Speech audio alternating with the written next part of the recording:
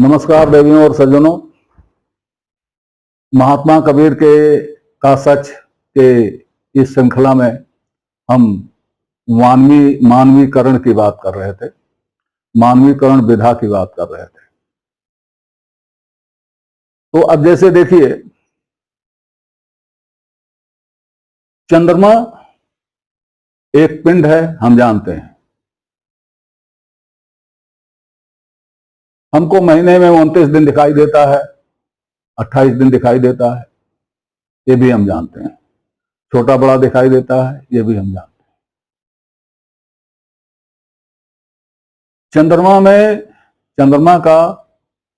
चंद्रमा में हमारे वेदों ने, वैदिक साहित्य ने देवत्व का आरोपण किया।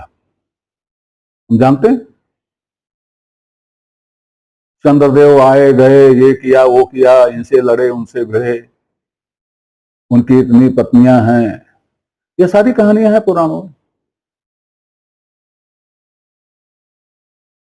वेदों में भी चंद्रदेव हैं और हम जानते हैं चंद्रदेव क्या है। अब चंद्रदेव का हमने मानवीकरण कर दिया।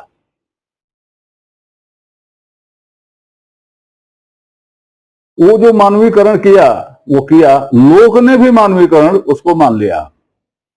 ऐसा ही सभी मानवीकरणों को लोक ने स्वीकार किया है। तो देखिए, मैं एक उदाहरण देता हूं। मुख चंद्रमा के समान सुंदर है, उपमा अलंकार हो गया, हम सब जानते हैं, पढ़ा है हमने। मुख चंद्रमा है, रूपक अलंकार हो गया। मुख मानो चंद्रमा है, उत्प्रेक्षा हो गया। असल में है क्या, ये तीनों अलंकार एक ही हैं। उस एक ही अलंकार के तीन भेद हैं: उपमा, रूपक, उत्प्रेक्षा। अब इसमें है क्या, मुख का, जब हमने मुख का, नायिका के मुख को हमने चंद्रमा कह दिया, तो एक तरह से हमने चंद्रमा का मानवीकरण कर दिया।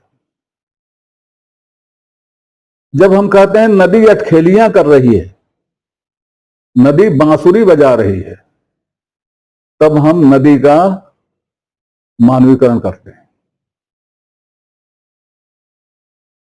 देवता धन वर्षा कर रहा है, तो हम क्या कर रहे हैं, देवता का मानवीकरण कर रहे हैं। जब हम देवता की सवारी बना रहे हैं, तो हम देवता का मानवीकरण कर रहे हैं।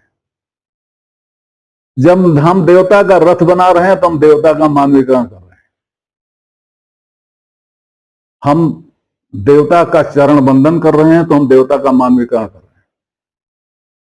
तो ये मानवीकरण, हमारे कहने का मतलब है कि ये मानवीकरण युगों युगों से हमारे अध्यात्म में था और हमारे लोक में भी था, हमारे साहित्य में भी था, लेकिन वो पर्सोनिफिकेशन नाम से बाद में आया।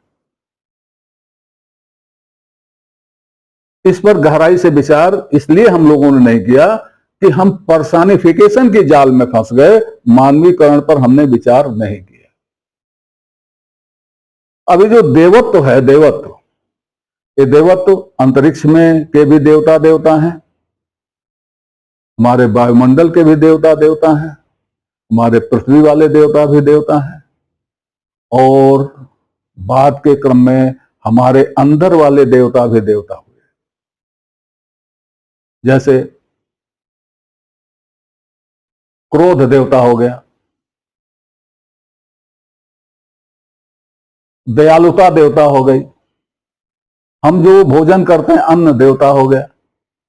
ये सारे देवता हो गए, क्योंकि वही एक बात है कि इनमें देवत्व इसलिए है कि अपने नियमों से नियमित है। तो हमारी जो आंतरिक शक्तियां हैं वो सभी देवत्व को प्राप्त हो गई। जैसे वाणी, देवता हो गई। अब हमारी जो आंतरिक शक्तियां हैं, आंतरिक मनोवृत्तियां हैं, उन सबको देवत्व प्राप्त हो गया, उनका मानवीकरण हो गया। तो एक तो कबीर ने उनका मानवीकरण किया, अहंकार, अहंकार को उन्होंने जेठ बना दिया। अविद्या, अविद्या को उन्होंने मां बना दिया। संशय को उन्होंने सासू बना दिया। तो ये हमारे अंदर के जो मनोभाव थे उनका मानवीकरण कर दिया और उनको संबंधों में पिरो दिया। इस मानवीकरण को संबंधों के स्वभाव में पिरो दिया। सास और ननद बना दिया उन्होंने, संशय को सास बना दिया, कुमत को ननद बना दिया। फिर दोनों के सास और ननद के जो संबंध होते हैं बहू से, ये जो त्रिकोण जो बना, ये जो त्रिकोण बना, इस त्रिकोण को अपनी वाणी में डाल दिया। इस त्रिकोण को समझाने के लिए, स्वभाव को समझाने के लिए, हमारी आंतरिक मनोभाव को समझाने के लिए उन्होंने इन तीन संबंधों के स्वभाव का सहारा लिया। ये तीन संबंधों के स्वभाव के सहारे से उन्होंने हमको हमारे मनोभावों को समझाने की व्यवस्था की, वो भी काव्य में, भाषा में। बताइए कितना जटिल हो गया। इसको समझने के लिए आपको क्या करना पड़ेगा? आप सासू को जानते हैं, सासू का अर्थ भी जानते हैं, आपने सासू को देखा भी है। आप ननद को जानते हैं, ननद का अर्थ जानते हैं, आपने ननद को देखा भी है। सास और ननद का बहू के प्रति व्यवहार भी देखा है, सब देखा है आपने। लेकिन इसको अपने मनोभाव जो दिव्य हैं, अदिव्य हैं, उन मनोभावों से कैसे जोड़ पाएंगे जब तक कि आपको आध्यात्मिक शब्दों का तकनीकी ज्ञान नहीं होगा। ये तकनीकी ज्ञान आपको कहां से आएगा? ये तकनीकी ज्ञान आपको तब आएगा जब आप अध्यात्म पढ़ेंगे। ये तकनीकी ज्ञान आपको तब आएगा जब आप आध्यात्मिक दर्शन पढ़ेंगे। और जब आप में अनवीक्षिकी बुद्धि आएगी, जब आप विचार करेंगे, तत्वतः विचार करेंगे, तब ये इसकी कुंजी खुलेगी। वैसे केवल भाषा ज्ञान से इसकी कुंजी नहीं खुल सकती। तो ये जो संबंधों का जो चक्रव्यूह बनाया महात्मा कबीर ने, उस चक्रव्यूह से निपट पाना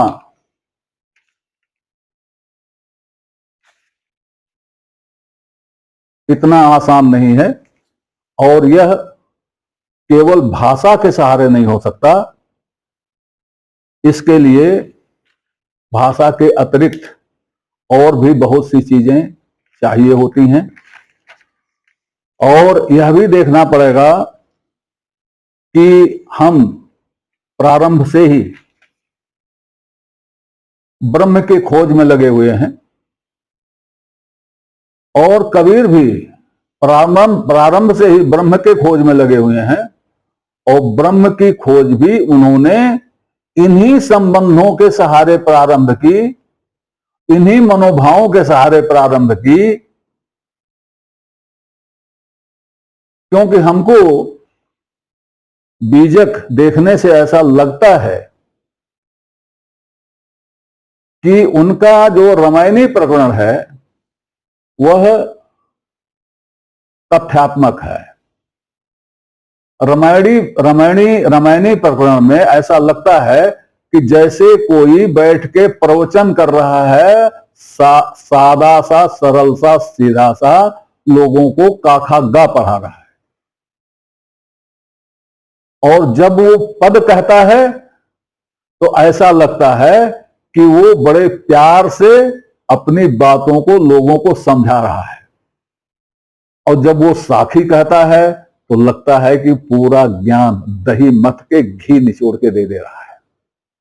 ये 3 क्रम हमको स्पष्ट दिखाई देते हैं।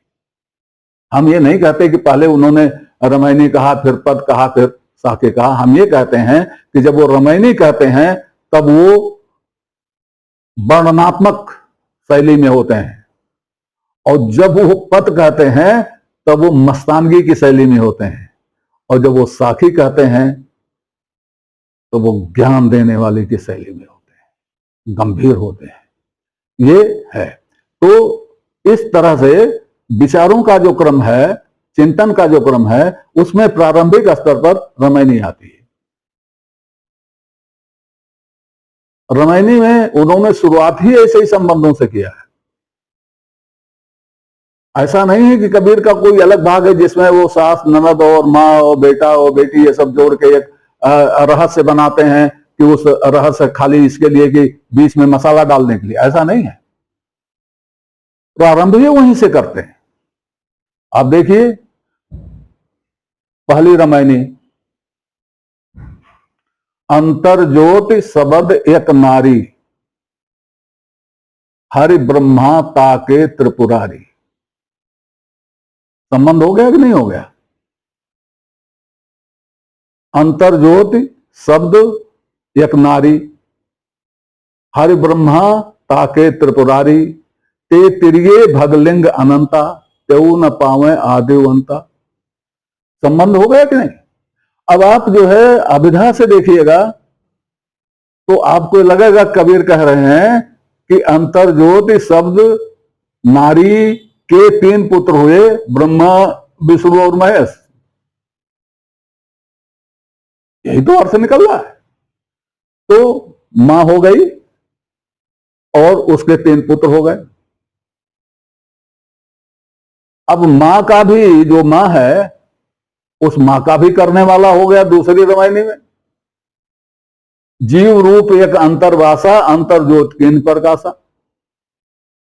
3 पीढ़ियां हो गई। 2 ही रामायणी में 3 पीढ़ियां हो गई। ये क्या है? ये संबंधों का चक्रव्यूह है। और ये संबंध ऐसे नहीं बना दिए गए। ये संबंध जो बनाए गए उसका कारण है, बड़ा आसान कारण है। अंतर्ज्योति सत्व रूप, शब्द रजस का रूप, नारी इच्छा रूप मतलब तामस रूप। इन तीनों के ही 3 पुत्र हैं क्रम से, हरि, ब्रह्मा, ताके त्रिपुरारी। अंतर्ज्योत से हरि, शब्द से ब्रह्मा, त्रिपुरारी से ये इच्छा से, तमस से त्रिपुरारी। लेकिन क्या ये इनके पुत्र हैं? अगर आप ये समझ लेंगे, उन्होंने कहा ताके, पुत्र नहीं कहा, लेकिन अर्थ हम लगाते हैं इनके 3 पुत्र। और आगे रामायणी में कहा गया कही नारी के पुत्र 3 भायु। तो पुत्र अर्थ लगाना भी गलत नहीं है। ये पुत्र अर्थ आपका है, प्रतिपक्षी का है। कबीर का अर्थ तो पुत्र का नहीं है। कबीर का अर्थ तो है कि ये सब त्रिगुण वाले हैं, त्रिगुण के ही सब हैं। और जब ब्रह्मा, विष्णु, महेश त्रिगुण के हैं तो सारे त्रिगुण के हैं। तो ये संबंधों का जो चक्रव्यूह है, और उस संबंधों, उन संबंधों में जो मनोभाव निहित हैं, उनका जो मानवीकरण किया है कबीर ने, यह जाल है कबीर का। और इस जाल से निकल पाना उसी के लिए संभव है जो इस जाल को समझ ले। हम यह जाल नहीं समझ पाते हैं, इसीलिए हम कुछ का कुछ बोलते रहते हैं और उसी में उलझते रहते हैं और निकल नहीं पाते हैं। महात्मा कबीर के घर को, महात्मा कबीर के परिवार को, महात्मा कबीर के बेटे बेटियों को, महात्मा कबीर के अन्य संबंधों को, अड़ोसियों पड़ोसियों को, जो भी पद में आए हैं, उनको हमें इसी रूप में समझना होगा। अगर हम यह रूप समझ गए, आध्यात्मिक शब्दावली से उनका तालमेल कर ले गए, इनके परस्पर मनोभावों को हमने ठीक से समझा हुआ है, हमने दुनिया देखी हुई है, तो हम कबीर वाणी का अर्थ लगा लेंगे, अन्यथा हम नहीं लगा पाएंगे। हम किताबें पढ़ करके और बंद कमरे में बैठकर नहीं जान पाएंगे। किताबें पढ़ें, अच्छी बात है, लेकिन उस पर चिंतन मनन करें, बाहर भी देखें, अपने अंदर भी देखें, सबका सामंजस्य बैठाएं, तभी हम कबीर को समझ पाएंगे। आज इतना ही, शेष अगले अंक में। तब तक के लिए नमस्कार। आपसे निवेदन है कि श्रृंखला को अपनी लाइक दें, इसको सब्सक्राइब करें और कमेंट बॉक्स में जाकर अपनी टिप्पणी प्रस्तुत करें, अपनी जिज्ञासा व्यक्त करें, अपने प्रश्न पूछें। यथा समय आपकी जिज्ञासाओं और प्रश्नों का समाधान करने का प्रयास किया जाएगा। धन्यवाद।